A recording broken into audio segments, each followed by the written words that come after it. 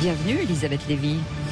Merci, bonjour Cécile, bonjour Alors, à tous. on s'intéresse à cette question qui a été évoquée de nouveau hier par Gabriel Attal, le porte-parole du gouvernement.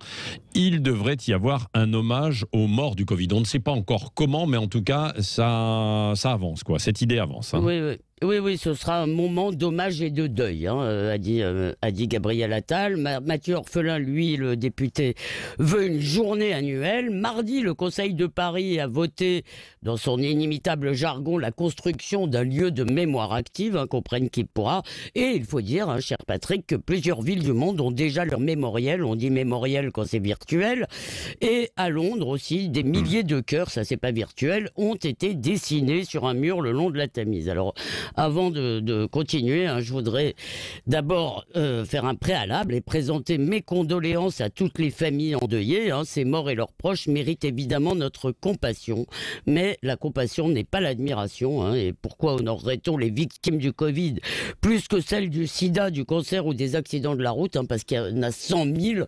Je ne sais pas si un chiffre rond est une bonne raison. En fait, un hommage national, ça sert à quoi?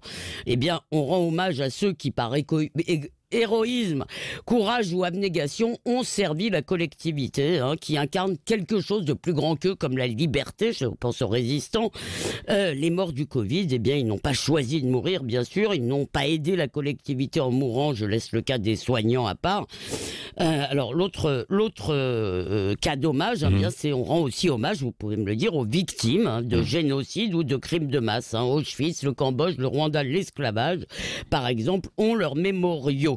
Ça s'appelle le devoir de mémoire. C'est un hommage aux victimes, bien sûr, mais surtout, c'est l'idée que ça ne doit pas se reproduire. Mais il faut que plus jamais ça, comme on dit. Alors, bien sûr, aujourd'hui, il y a des oiseaux d'extrême gauche qui nous disent que les morts du Covid sont morts pour nos profits. Mais non, il n'y a pas de barbarie virale ni de bête immonde. D'où est sorti la bête d'où est sorti ce virus. Oui, mais voilà. Pourquoi cette commémoration vous gêne-t-elle? Parce qu'elle est réclamée par certaines familles quand même, Elisabeth. Oui, eh bien, encore une fois, je m'en veux de choquer ces familles, mais je trouve cette idée de commémoration ridicule, peut-être même obscène. D'abord, elle témoigne de notre sensiblerie, de notre refus du tragique. C'est la tyrannie de l'émotion. On allume des bougies contre le terrorisme et on dessine des cœurs contre la mort. Ça me semble un peu enfantin. Autrefois, on admirait les héros, ceux qui triomphent du sort. On célébrait le courage.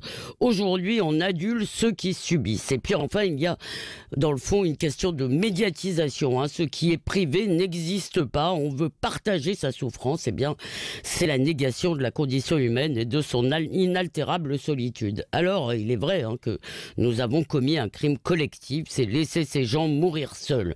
Parce que nous considérons que la vie biologique prime sur toute autre considération. Alors, si nous voulons vraiment nous souvenir de ces victimes, eh bien, ce n'est pas par notre sentimentalisme bruyant, mais c'est en refusant à l'avenir cette barbarie du bien. Merci Elisabeth Lévy.